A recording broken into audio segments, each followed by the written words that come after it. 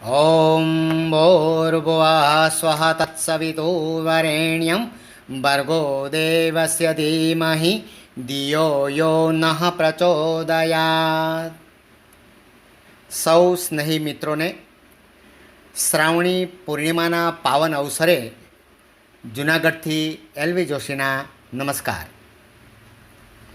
જ્ઞાનનિષ્ઠ બ્રાહ્મણોનો યજ્ઞોપવિત બદલવાનો ઉત્સવ, પ્રેમ પ્રધાન ભાઈ બહેનનો રક્ષાબંધનનો ઉત્સવ અને કર્મવીર સાગર ખેડૂઓનો સમુદ્ર પૂજનનો ઉત્સવ, આ ત્રણેય ઉત્સવોનો ત્રિવેણી સંગમ એટલે જ શ્રાવણી પૂર્ણિમા.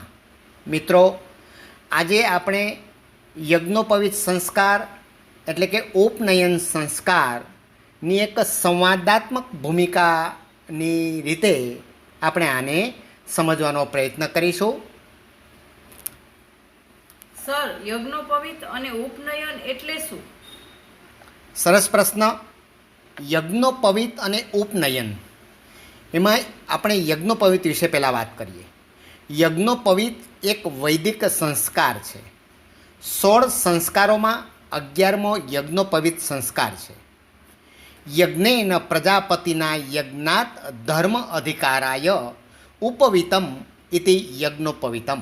એટલે કે પ્રજાપતિએ યજ્ઞ માટે વેદોક્ત કર્મનો અધિકાર પ્રાપ્ત કરાવવા રચેલું સૂત્ર તે યજ્ઞોપવિત કહેવાય છે. યજ્ઞોપવિત એ યજ્ઞ અને ઉપવિત એ બે શબ્દોનો બનેલો છે. યજ્ઞ કરવા માટે જનોઈ ધારણ કરવી તે યજ્ઞોપવિત. હમણાં જ વાત કરી તેમ તેને ઉપનયન પણ કહે છે. ઉપનયન એ ઉપ અને નયન એ બે શબ્દોનો બનેલો છે. ઉપ એટલે પાસે અને નયન એટલે લઈ જવું. જેમ ઉપનિષદમાં ઉપ એટલે પાસે અને સદ એટલે બેસવું, એમ અહીંયા પાસે લઈ જવું એટલે કે કુમારને આચાર્ય પાસે જ્ઞાનાર્જન માટે લઈ જવું.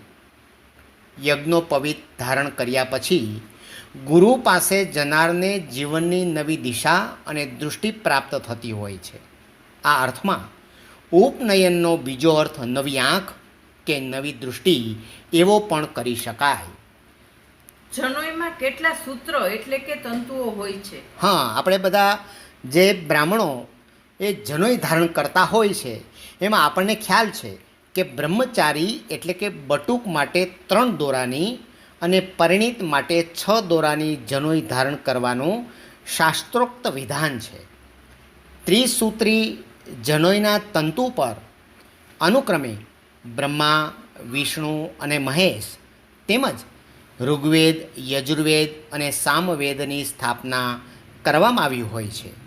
ઉપરાંત પ્રત્યેક સૂત્ર 3 તંતુઓનો બનેલો હોય છે.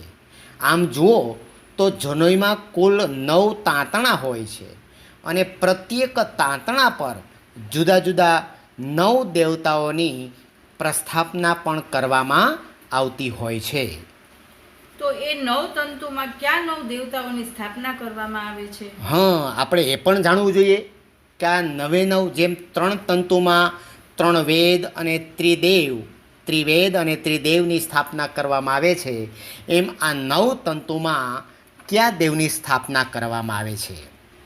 તો કયું છે? ઓમકારમ પ્રથમ તંતો ન્યસ્યામિ, ઓમ અગ્નિમ દ્વિતીય તંતો ન્યસ્યામિ, ઓમ નાગાન તૃતીય તંતો ન્યસ્યામિ, ઓમ સોમમ ચતુર્થ તંતો ન્યસ્યામિ, ઓમ પિતॄન પંચમ તંતો ન્યસ્યામિ, ઓમ પ્રજાપતિમ ષષ્ઠમ તંતો ન્યસ્યામિ, ઓમ વાયુમ સપ્તતંતો ન્યસ્યામિ, ઓમ યમમ અષ્ટમ તંતો ન્યસ્યામિ, ઓમ વિશ્વાન દેવાન નવમ તંતો ન્યસ્યામિ. એટલે કે પહેલા તંતુ ઉપર ઓમકાર, બીજા ઉપર અગ્નિ, ત્રીજા ઉપર નાગ, ચોથા તંતુ ઉપર સોમ, પછી અનુક્રમે જોઈએ તો પિતૃઓ, પ્રજાપતિ, વાયુ, યમ અને 9મા તંતુ ઉપર વિશ્વ દેવતાઓ. આ રીતે આ દેવોનું આહ્વાન કરી તેમની પ્રસ્થાપના કરવામાં આવી હોય છે. જનોઈમાં રહેલી ગાંઠ એ શેનું પ્રતીક છે? આપણે સૌ જાણીએ છીએ કે આ 3 અને 9 તંતુને એક ગાંઠથી બાંધવામાં આવે છે. એને કહેવાય છે બ્રહ્મગાંઠ. બ્રહ્મનું જ્ઞાન કરવાવાળી આ ગાંઠ હોવાથી, ગ્રંથિ હોવાથી તેને બ્રહ્મગ્રંથિ કે બ્રહ્મગાંઠ કહે છે. કારણ કે આપણે ઈશ્વરની દિશા તરફ, પરમાત્માને જાણવા માટે જ્યારે જવું હોય, એ માર્ગ પસંદ કરવો હોય, ત્યારે કેટલી આવી અજ્ઞાનતારૂપી, અંધકારરૂપી એ ગાંઠ આવતી હોય છે. અને આપણે એનો ઉકેલ આ જનોઈમાં રહેલી ગાંઠથી જ મળી જતો હોય છે. ત્યાં અથર્વવેદની સ્થાપના કરવામાં આવી હોય છે. અને એમાં કહ્યું છે એટલા માટે તો કે ઋગ્વેદમ પ્રથમ દોરકે ન્યસ્યામિ, યજુર્વેદમ દ્વિતીય દોરકે ન્યસ્યામિ, સામવેદમ તૃતીયમ દોરકે ન્યસ્યામિ, અથર્વવેદમ ગ્રંથો ન્યસ્યામિ. એટલે કે જનોઈ હંમેશા આ બધા દેવતાઓની, આ બધા ગ્રંથોની યાદ અપાવે છે. તેના પ્રત્યેક કર્મોની તે સાક્ષી છે. ભગવાન મારી જોડે છે. એમાં એક બહુ મોટું આશ્વાસન, ભરોસો આપણને મળી રહે છે. જનોઈધારી દ્વિજ. દ્વિજ એટલે ખ્યાલ છે ને? દ્વિજ એટલે કે 2 વખત જન્મ લેનાર. દ્વિજના 3 અર્થ થાય છે સંસ્કૃતમાં. એક દ્વિજ એટલે પંખી, એક દ્વિજ એટલે દાંત, અને ત્રીજો દ્વિજ એટલે બ્રાહ્મણ. પક્ષી જે છે એક ઈંડા સ્વરૂપે જે જન્મ લે છે તે, અને પછી ઈંડામાંથી એ બહાર જે જીવ સ્વરૂપે આવે છે તે બચ્ચા સ્વરૂપે, તેને દ્વિજ એટલા માટે કહ્યું છે. બીજું દાંત, જે દૂધિયા દાંત હોય છે, પડી જાય છે, પાછા દાંત ઉગે છે, એટલે એને પણ દ્વિજ કહેવાય છે. અને જે શરીરનો જે દેહ ધારણ કરીને જન્મ ધારણ કરે છે તે પહેલો એ છે જન્મ એનો. અને બીજો જ્યારે તે જનોઈ ધારણ કરે છે, યજ્ઞોપવિત સંસ્કારને એ સ્વીકારે છે, ત્યારે એનો બીજો જન્મ છે, એટલે એને દ્વિજ કહેવાય છે. અને આવો દ્વિજ, જે જનોઈધારી દ્વિજ છે, એ ક્યારેય હિંમત હારતો નથી. બીજા એક મંત્રમાં પણ કહ્યું છે, ઓમ યજ્ઞોપવિતમ પરમં પવિત્રમ પ્રજાપતે યત સહજમ પુરસ્તાત આયુષ્યમગ્ર્યમ પ્રતિમુંચ શુભ્રમ યજ્ઞોપવિતમ બલમસ્તુ તેજ. અર્થાત યજ્ઞોપવિત પરમ પવિત્ર છે, જે પ્રજાપતિ પાસેથી સહજ પ્રાપ્ત થયું છે. તે આયુષ્ય અને વૃદ્ધિ કરનારું છે, અને તે તેજ આપનારું છે. જનોઈ ક્યારે ધારણ કરવી જોઈએ? સરસ પ્રશ્ન છે. માતા પિતાએ પુત્રને 8મા વર્ષે આમ તો જનોઈ આપવાનું વિધાન છે, પરંતુ 8 થી 16 વર્ષની ઉંમરમાં જનોઈ ધારણ કરવાથી બટુક ધર્મનિષ્ઠ બનતો હોય છે. જનોઈને કાને ક્યારે અને કેમ ચડાવવામાં આવે છે? પ્રશ્ન વ્યવહારુ પ્રશ્ન છે, પરંતુ એની પાછળ રહેલું એક શાસ્ત્રોક્ત વિધાન અને વૈજ્ઞાનિક વિધાનને પણ સમજવું જોઈએ. લઘુ શંકા કે ગુરુ શંકાના સમયે જનોઈ અપવિત્ર ન થાય તે માટે તેને ખેંચીને જમણા કાન પર ચડાવવામાં આવે છે. એટલે કે ક્યારે ચડાવવામાં આવે છે એનો આ જવાબ છે. પણ કેમ ચડાવવામાં આવે છે એ પણ જવાબ આપી દીધો. પરંતુ હજુ એક વધારાની વાત કરવી છે કે જમણા કાનની એક વિશેષ નાડી છે, જેને આયુર્વેદમાં લોહિતિક નામ આપ્યું છે. આ નાડીનો સીધો સંપર્ક મૂત્રાશય સાથે છે. એટલે આપણે સમજી શકીએ છીએ કે જનોઈ કાને ચડાવવાથી આપણું એ જે સ્વાસ્થ્ય છે, સ્વાસ્થ્ય પણ એ સારું રહેતું હોય છે. જનોઈ ક્યારે બદલવી જોઈએ? આ એક પ્રશ્ન આપને બધાને ખ્યાલ જ છે કે જનોઈ ક્યારે બદલવી જોઈએ.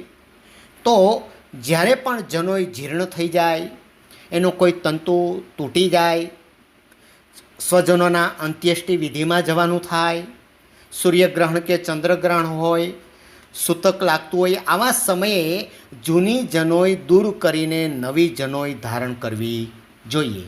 પરંતુ શ્રાવણી પૂર્ણિમાના દિવસે તો બધા જ બ્રહ્મદેવો જનોઈ બદલતા હોય છે. એટલું જ નહીં, પણ એમને પ્રિય મોદક એટલે કે લાડુનું જમણવાર પણ થતું હોય છે.